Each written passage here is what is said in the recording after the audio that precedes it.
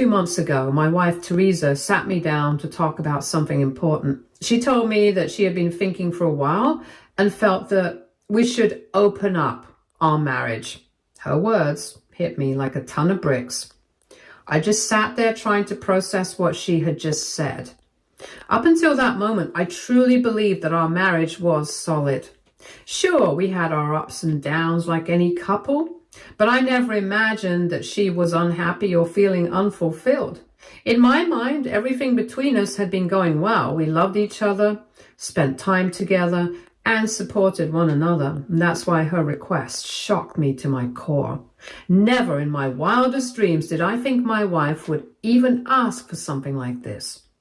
The thought that she wanted to bring other people into our relationship made my head spin. For context, I first met my wife Teresa when I was just 15 years old, back in high school. From the moment I laid eyes on her, I knew she was special.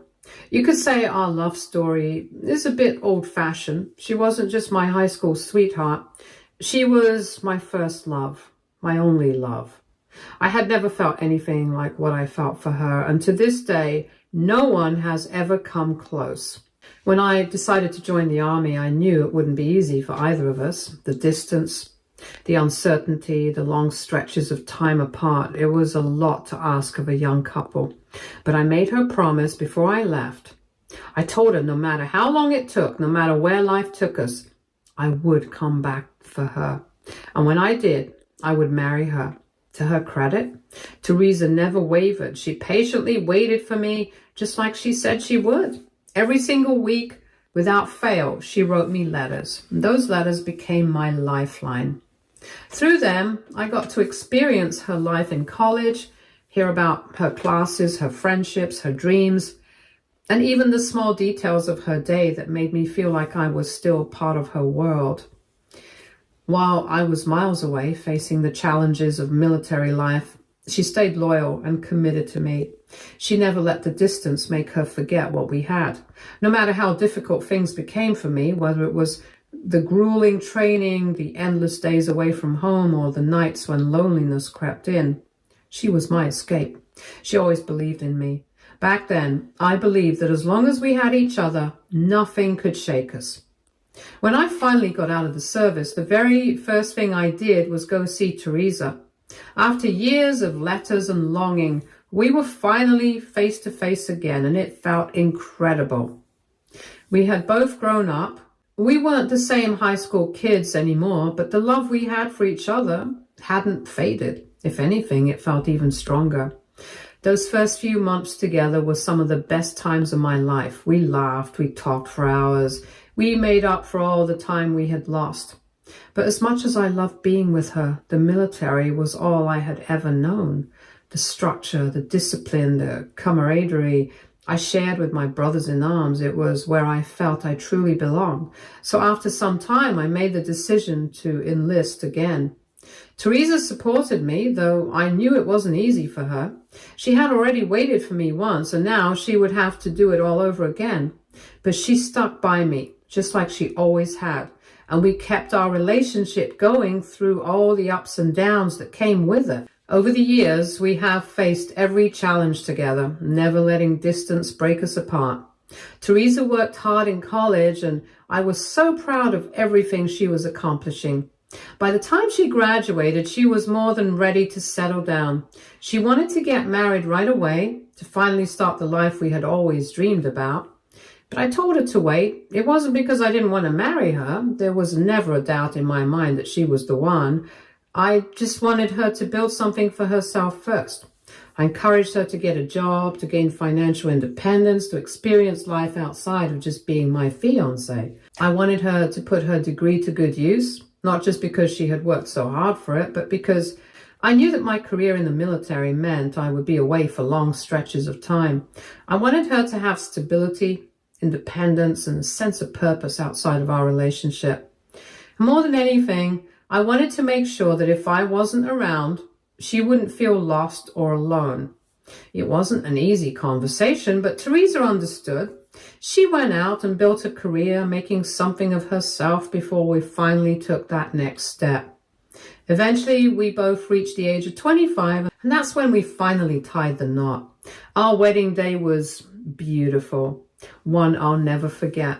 Both of our families were there, celebrating with us, and the happiness in the air was undeniable. That day, as I stood beside Teresa, making vows that I meant with every fiber of my being, I felt like the luckiest man alive. I finally had a wife I adored. Our parents were thrilled for us, especially Teresa's. Her mom couldn't stop crying tears of joy, and her dad, a man who's usually very composed, actually pulled me aside to tell me how proud he was to welcome me into their family. Teresa's father and I have always had a strong bond. He had served in the army himself for many years until an accident cost him his left hand, forcing him to leave the service earlier than he had planned. Because of that shared experience, we understand each other in ways that most people don't. Whenever we meet up, we always talk about deployments, sacrifices that come with the job, the struggles of being away from loved ones. Over the years, our father-in-law, son-in-law relationship has grown into something deeper. He has become someone I truly respect and look up to, and I know he sees me as a son. Throughout the 10 plus years of our marriage, I never once thought there was any serious issues between us. Of course, like any couple, we have had our ups and downs, but I always believed we were strong enough to get through anything. Looking back now, maybe I was too blinded by love to see the cracks forming beneath the surface. One of the biggest challenges we have faced was the issue of having kids. I had always dreamed of becoming a father ever since I was young. I pictured myself raising a family, teaching my kids life lessons, playing with them in the backyard and watching them grow into good people. I wanted that more than anything. Teresa, on the other hand, never shared that dream. I didn't realize it at first because for a long time she never told me. During dating, whenever I brought up the fact that I wanted a kid, she would just smile and look away. She never gave me any signs that she didn't want any. After marriage, when I finally sat down to talk to her about trying for a kid, I was hopeful, excited even. She didn't seem excited at all, but at the same time, she didn't deny me. I deeply love my wife, and if she had told me even once back then that she didn't want kids, I would have adjusted my expectations. I would have listened, tried to understand her perspective and accepted it, even if it meant rethinking my own desires for the future. But she never voiced her feelings about this, never gave me a reason to believe we weren't on the same page. Instead, I assumed we both wanted the same things, only to find out much later that she had been holding back how she truly felt. Month after month, we kept trying for a baby, but nothing ever happened. At first, I stayed optimistic, telling myself that maybe it was just bad timing, or that we needed to relax and let nature take its course. When that didn't work, I started thinking it might be stress. Maybe my deployments, the distance, or the pressures of everyday life were making it harder for us to conceive. And in my most desperate moments, I even wondered if this was God's way of telling us that parenthood just wasn't meant to be for us. Not once did it ever cross my mind that Teresa was actively preventing it from happening. I trusted her completely, so the thought of her deliberately going behind my back never even registered as a possibility. Instead, whenever I brought up my concerns, she would turn it around on me. She would gaslight me, making me feel like I was the problem and accusing me of having bad sperm. It hurt to hear that from her, but at the time I believed it. After all, what else could explain why we weren't getting pregnant? Determined to fix what I thought was a medical issue on my end, I even went for multiple tests. I sat in doctor's offices, filled out forms, and let them run every exam necessary, hoping for answers. But every single time, the results came back the same. There was nothing wrong with me. I was perfectly capable of having kids, and that should have been a relief. But instead, it only left me more confused. If I was fine, then what was going on? Whenever I suggested that Teresa should get checked too, she would immediately brush it off. She would insist that she was perfectly healthy and didn't need any tests. I didn't want to pressure her, so I let it go, assuming that maybe she was just scared or anxious about the idea of something being wrong. I had no idea that the truth was something entirely different, something she had been keeping from me all along. Then, after months of disappointment, she finally admitted the truth. She looked me in the eye and told me that she had been secretly taking birth control pills the entire time. Every month that I spent hoping, every night that I lay awake thinking about what our future with children would look like, it had all been for nothing. She never wanted kids. Not now, not ever. And the worst part was that she had known that from the very beginning. Hearing those words from her felt like a punch to the gut. I had spent so long blaming myself, thinking there was something wrong with me, when all along she had made a choice that I never even knew about. She had watched me go through test after test, had let me carry the weight of doubt and insecurity, and never once did she stop me. Instead, she let me believe I was the problem while she quietly made sure that we would never conceive. I was devastated, not just because my dream of fatherhood had been taken away from me, but because the person I loved the most had kept something so important from me. I felt betrayed, lost, and unsure of what to do next. Part of me wanted to walk away, to find someone who shared my dreams of having a family. But then there was another part of me, the stronger part, that couldn't imagine a life without Teresa. No matter how much it hurt, I loved her too much to let this break us. So I forced myself to let go of the idea of being a father forever. I told myself that being with her was enough, that growing old together mattered more than anything else. And that's just the way I have always loved her, with my whole heart, no matter the cost. Then 5 years ago, Teresa's mother was diagnosed with breast cancer. Even though the doctors caught it in the early stages, the news shook our entire family. Cancer is a word no one ever wants to hear, no matter how early it's detected. It was terrifying to think about the possibility of losing my mother-in-law. Over the years, she has become like a second mother to me. From the moment I joined their family, she had always treated me like her own son, and the thought of anything happening to her was too much to bear. Without a second thought, I made the decision to stay home for months so I could help take care of her. I put everything else on hold because at that moment, nothing mattered more than being there for her and my family. Teresa and I took turns helping out at her parents' house, making sure her mom had everything she needed to recover comfortably. We coordinated doctor's appointments, helped with meals, and just made sure she never felt alone through it all. Teresa's father, strong as he was, needed support too, and I was more than happy to step in wherever I could. That experience only strengthened my bond with Teresa's family, and through it all, I thought Teresa and I had become even closer. 3 years ago, I bought Teresa her dream home. She had been eyeing it for months, scrolling through Zillow, looking at the pictures of the house over and over again. Every time we talked about it, she would tell me how much she loved it and how she could picture us living there and how perfect it would be. But she always brushed it off as nothing more than a dream because it was a little out of our price range. But I saw the way her face lit up whenever she talked about it. I knew how much it meant to her. So I sat down, went through our finances, and figured out a way to make it happen. I took out a loan to make that dream become a reality. I wanted to give her the house no matter what, because I knew it would make her truly happy. When I finally told her that the house was ours, I'll never forget the way she reacted. She was ecstatic. Her eyes sparkled with joy. She couldn't stop celebrating. It was one of those moments where I knew without a doubt that I had done the right thing for us.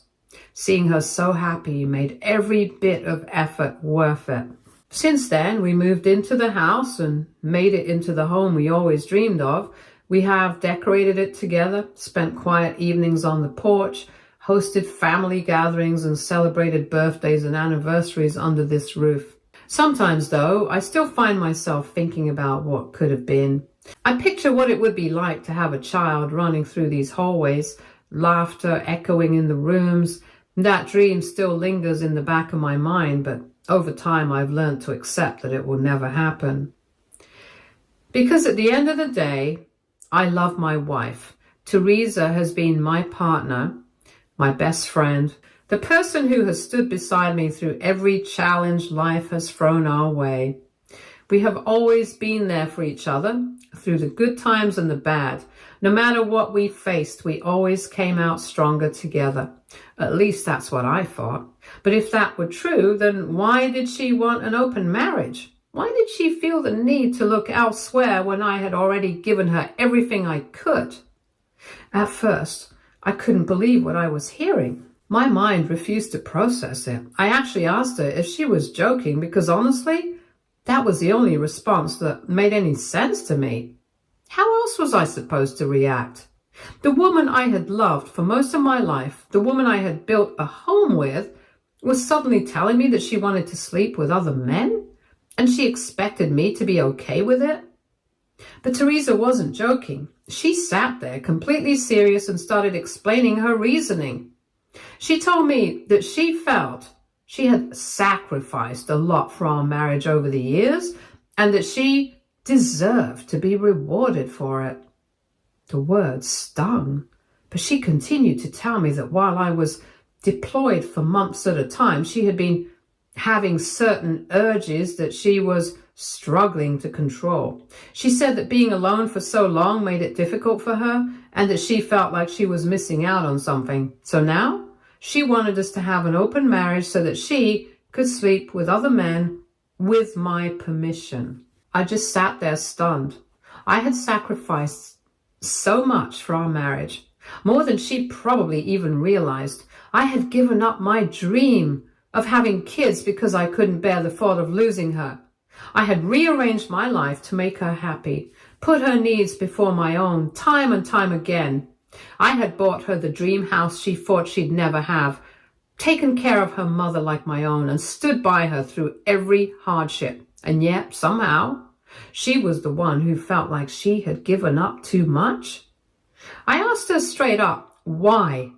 Why would she want to do this? Didn't she love me?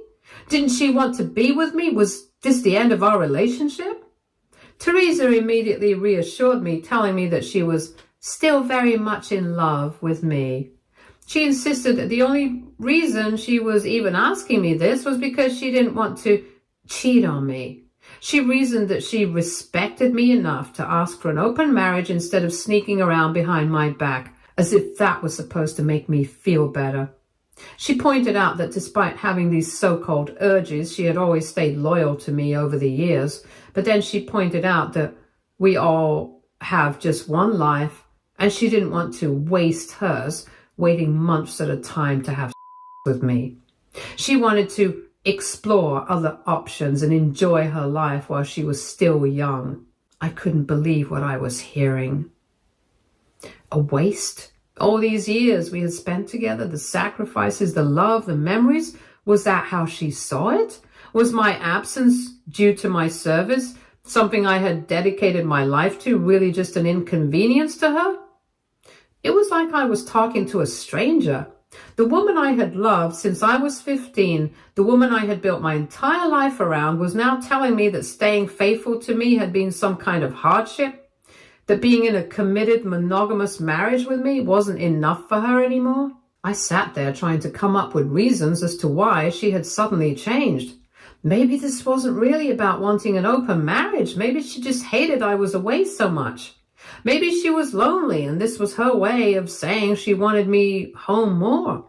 So I asked her, do you want me to leave the military? Is that what this is really about? Do you not want me to go away anymore? Because if that's what you need, I'll try to do it. But Teresa shook her head without hesitation. She told me she didn't mind my job. She had no problem with me being in the military, no issue with the fact that I was gone for months at a time. This wasn't about my career or my absence. This is about me, she said. She told me that there was nothing wrong with me or our marriage, that she truly wanted me to remain her husband, to stay in her life. But at the same time, she also wanted other men. She reasoned that since we were both adults without children, we should be having more fun. Teresa reassured me over and over again that she would always be upfront about who she slept with, if that would make me more comfortable with the idea of an open marriage. that she would never get emotionally involved with anyone else, that it would be just nothing more. But to me, it didn't matter whether it was emotional or physical. This was cheating for me, and I didn't like it at all. Cheating was cheating. I told her that this wasn't something I had ever agreed to when I first married her. This wasn't the kind of relationship I had signed up for. We took vows to be faithful, to be committed, to choose each other every single day. And now, after everything we had been through, she wanted to rewrite those vows for her own benefit. I tried to make her understand. I told her I get urges too while I'm deployed. I'm gone for months at a time, surrounded by people who probably wouldn't think twice if I wanted to mess around. But I don't. I wouldn't. Because no matter how long I'm away, no matter how lonely I might feel, I could never bring myself to betray the woman I love. That's what commitment is. That's what love means to me. So how could she sit there and ask me for something like this? How could she say she loved me, that she still wanted me as her husband while also asking for permission to sleep with other men? It felt like she had completely shattered the foundation of everything we had built. I wasn't just angry, I was hurt. I had spent years believing in this marriage, in us. I had sacrificed dreams, time, and pieces of myself to make sure she was happy. And now it was like none of that mattered to her. Because if she truly loved me the way I loved her, how could she even ask me for this? The argument escalated quickly, emotions running high on both sides. No matter how much I tried to make her see my point of view, Teresa wouldn't back down. In the end, she gave me an ultimatum. Either I agreed to her demands or we divorced and went our separate ways. Hearing those words come out of her mouth felt like a punch to the gut.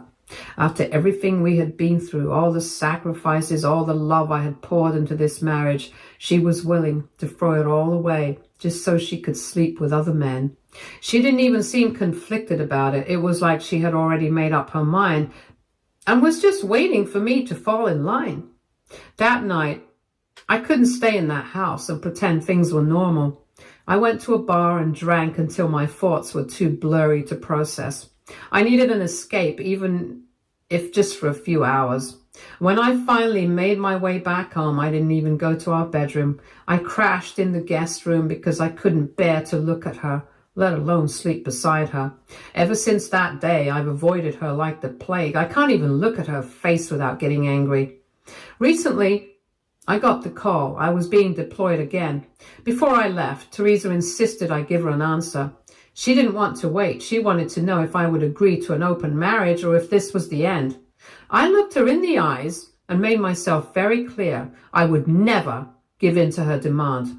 I told her that if she was so eager to be with other men, then she should pack her bags and leave my house. I reminded her that this wasn't how I was raised and that this wasn't the kind of marriage I believed in. If she wanted an open relationship, she could have it, just not with me. I would rather divorce than stay married to someone who didn't respect the commitments we had made. She was furious. I could see it in her eyes, the way her face twisted in anger. And since then, she's been refusing to speak to me on the phone whenever I've tried reaching out to her.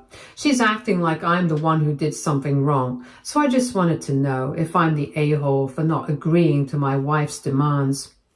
Update 1. It's been overwhelming reading through all your responses, and I appreciate every single one of them. To address some of the common questions and comments. 1. Yes, I am considering divorce. I meant what I said to her before I left. I won't stay in a marriage where I'm disrespected. If she wants to be with other men, she can, but not as my wife. I gave her the chance to pack her bags and leave. Now, I just need to prepare myself for what comes next. 2. Did I miss any signs? Looking back, maybe. The birth control situation was a huge betrayal, and I should have seen that as a red flag, but love makes you blind sometimes. I kept telling myself that because we had history, because we'd been through so much, she would never betray me. I see now that I was wrong. 3. What's next? For now, I'm focused on my deployment, but as soon as I'm back, I'll be having a serious conversation with a lawyer.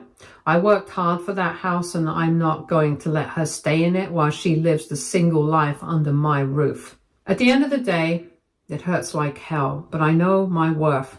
I deserve a wife who actually wants to be with me, not someone who thinks marriage is a burden she needs to escape from. I'll keep you guys updated when I can. Thanks again for everything. Update 2.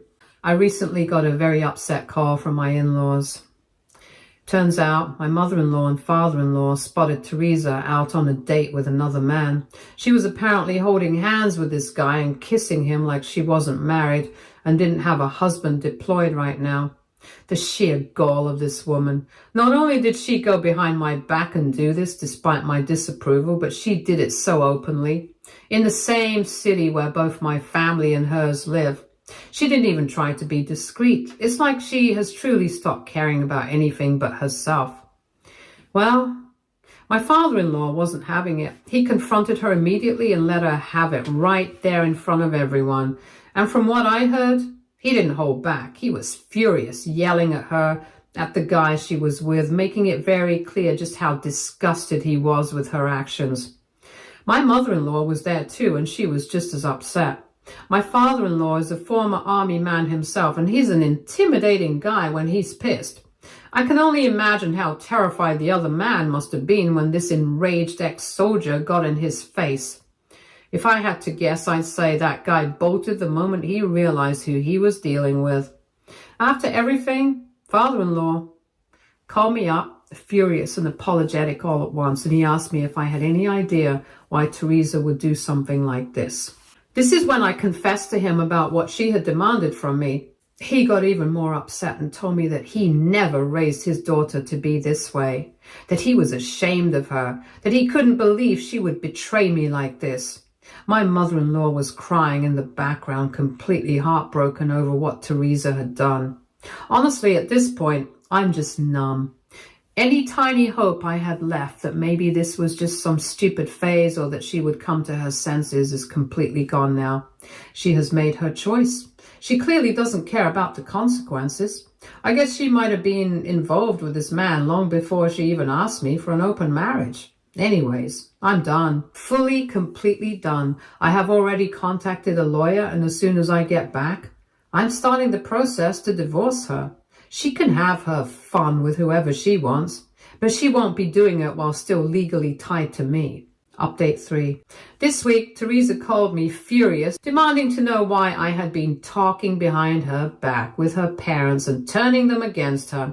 She screamed about how it was my fault that her family was so angry at her, and that they weren't supporting her, and that I had somehow manipulated them, and that I was playing the victim to make her look bad.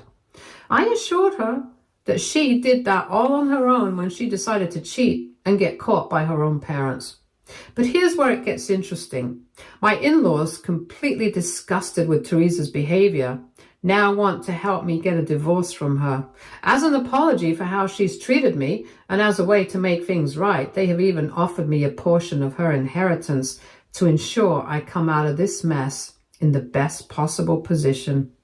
And without hesitation, I have decided to happily accept it. Thanks to her parents' support, I won't be walking away from this marriage empty-handed. I never wanted things to end this way, but at least now I will get some closure. Stay tuned for more stories from our girl relationships.